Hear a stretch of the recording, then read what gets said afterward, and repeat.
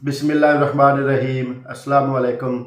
जी तो दोस्तों, मेरी आज की वीडियो का टॉपिक आज़रबैजान में बिज़नेस के रिलेटेड है। जो करंट सिचुएशन चल रही है उसके हवाले से, चूँकि आज़रबैजान या कोई भी कंट्री हो, उसके जो ऑन ग्राउंड रियलिटी है वो दिन ब दिन, महीनों बाद, सालों बाद वो चेंज होती रहती हैं। और इसी तरह आज़रबैजान में भी आजकल जो ऑन ग्राउंड रियलिटी है फॉरेनर्स के लिए, बिजनेस करने के लिए, वो चेंज हो रही है और काफ़ी कुछ चेंज हो चुका है।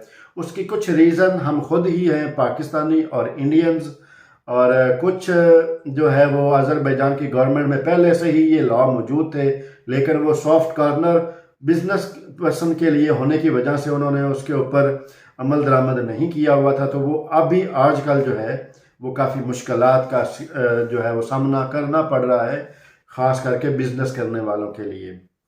जो भी आज़रबैजान में बिजनेस करने के लिए आता है, उसमें उसके पास पाकिस्तान में कोई जॉब नहीं होती, उसके पास पाकिस्तान में कोई फ्यूचर नहीं होता, उसके पास इंडिया में कोई जॉब नहीं होती, उसके पास इंडिया में कोई फ्यूचर नहीं होता।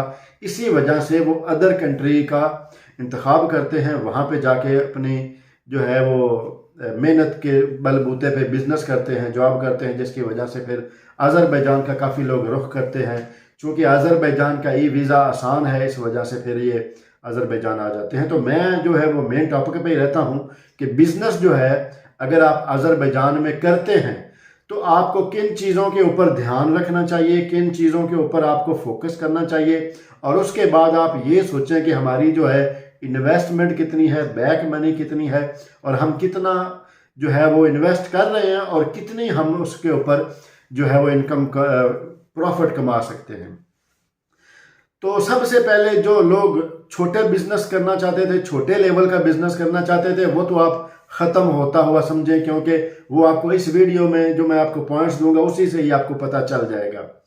तो जो बिजनेस करना चाहता है उसको उसको एक प्लान करना चाहिए, अपनी एक स्केच बनाना चाहिए अपने बिजनेस का, कि मैं अपने बिजनेस के लिए कितना इन्वेस्ट कर रहा हूँ, कहाँ कहाँ कितनी कितनी इन्वेस्टमेंट है, और कितनी मुझे इनकम होगी, और उसके बाद कितनी मुझे सेविंग होगी। तो सबसे पहले जो सपोज दैट मैं कोई मिसाल दे देता हूँ कि अगर आप होटलिंग का काम करना चाहते हैं, रेस्टोरेंट का, तो मैं आपको एक एग्जांपल दे दूं, उसका एक स्केच बना के दे दूं, फिर उसको आप अपने हिसाब से मैनेज कर लीजिएगा कि हम कितनी इन्वेस्ट कर सकते हैं, कितना हमारे पास बजट है। एक जो मिनिमम जो प्राइस है रेस्टोरेंट के लिए, वो तकरीबन 1500 मनात से 2000 मनात तक, वो जो नॉर्मल यानी एवरेज बिजनेस की मैं बात कर रहा हूँ, ये कोई बहुत बड़ा बिजनेस नहीं है, कोई छोटा बिजनेस नहीं है, ये एवरेज बिजनेस है। 1500 मनात से 2000 मनात तक आपकी समझ लें, एक आइडिया लगा लें कि ये आपका एक रेंट एग्रीमेंट है जो आपने हर माह उस जगह का रेंट देना है। और जब आप इन्वेस्टमेंट करेंगे तो तकरीबन कोई वो जो सारी चीज़ें बनाने के ऊपर कम अज़ कम 5 से 7 हज़ार, 5 to 7, 5 to 8,000 डॉलर जो है वो आपकी इन्वेस्टमेंट होगी।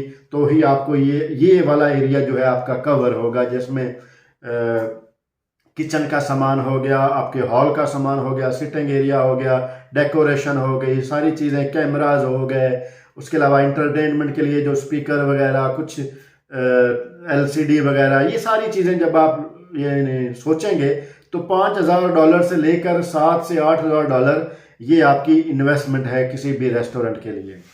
तो वो 5 से 7000 डॉलर आप साइड पे कर दें, क्योंकि वो आपने इन्वेस्ट कर दिया। अब आपको मैं मंथली जो आपके अखराजात हैं वो मैं आपको बताता हूं कि आपके मंथली अखराजात कितने होने चाहिए, कितने होंगे, और उसके बाद फिर आप अपना अंदाज़ा लगाइएगा। सबसे पहले आप समझ लें कि 2000 डॉलर आपका जो है वो मंथली किराया है, ठीक है। पहले ये होता था कि आपके पास एक एम्प्लॉय भी है तो चलेगा, आपके पास 2 एम्प्लॉय भी है तो चलेगा, लेकिन आजकल जो उनकी आज़रबैजान के लॉ में है कि 6 एम्प्लॉयज़ आपको चाहिए, और उनकी जो सबसे मिनिमम पे है वो है 350 मनात पर मंथ। अब आप 6 एम्प्लॉयज़ को 350 से मल्टीप्लाई करें तो फिर तकरीबन 2100 मनात बनता है। तो 2000 किराया हो गया, 2000 ये हो गया, ठीक है, 4000 मनात हो गया। उसके अलावा बिजली, पानी, गैस, वाईफाई के जो बिल्स वगैरह हैं वो आप मिनिमम भी समझ लें तो 500 मनात समझ लें। अभी आप ये समझ लें कि आपका 4,500 मनात जो है वो आपका खर्चा हो गया। उसके बाद जो आपने टैक्सेस पे करने हैं वो भी आपके काम के हिसाब से आपके एम्प्लॉयज़ के टैक्स के जो उनका आपने टैक्स पे करना है, आपने अपने जो 2,000 मनात का जो आपने रेंट एग्रीमेंट किया है उसका टैक्स पे करना है। उसके अलावा जो है आप खुद भी कंपनी में डायरेक्टर होंगे तो आपने खुद का भी जो है वो टैक्स पे करना है, तो वो भी आप एक माह का चलो आप 300 से 400 मनात आप समझ लें कि हमारा ये जो है वो टैक्स है, तो 5,000 मनात हो गया। ये एक मैं मोटा मोटा हिसाब लगा रहा हूँ, रफली सा आइडिया दे रहा हूँ आपको। बाकी जो चीज़ें होती हैं वो ऑन ग्राउंड रियलिटी या जब आप फेस करेंगे ये थोड़े से कम भी हो सकते हैं और थोड़े से ज़्यादा भी हो सकते हैं। मैं जस्ट आपको इनका रफली आइडिया दे रहा हूँ।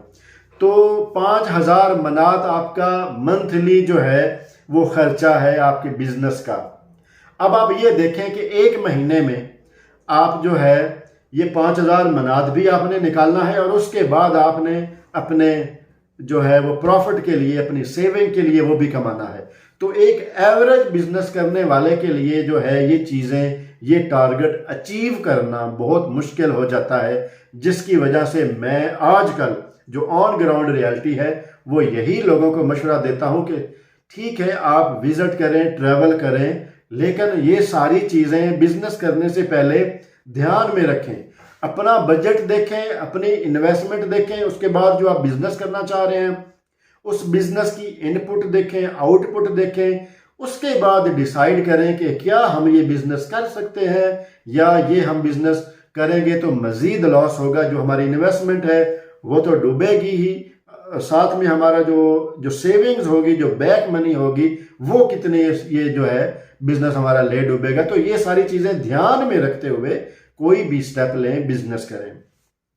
उसके बाद आ जाती है जी, लोग काफ़ी ये भी पूछते हैं कि जी आज़रबैजान में काफ़ी लोग हैं जो बिजनेस अब भी कर रहे हैं।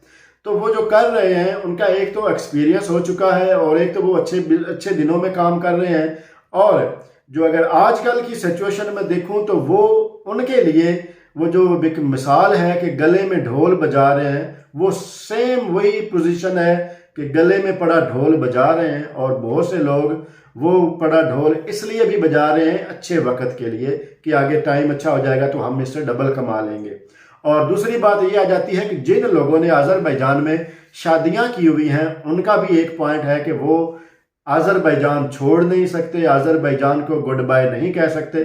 सो वो उनके लिए एक मजबूरी भी है और उनकी ज़रूरत भी है, क्योंकि उनके वहाँ पे बीवी हैं, बच्चे हैं। और किसी भी अच्छे मुस्लिम के लिए, अच्छा ह्यूमन होने के लिए वो ऐसा हरगज़ नहीं करेगा कि वो अपनी बेगम को छोड़े, अपने बच्चों को छोड़े, सिर्फ इस बिहाफ पे कि अभी यहाँ पे हमारा गुजारा नहीं है। तो वो इसलिए भी उनको मैं अप्रिशिएट करता हूँ कि वो इस चीज़ को आगे कंटिन्यू किए हुए हैं।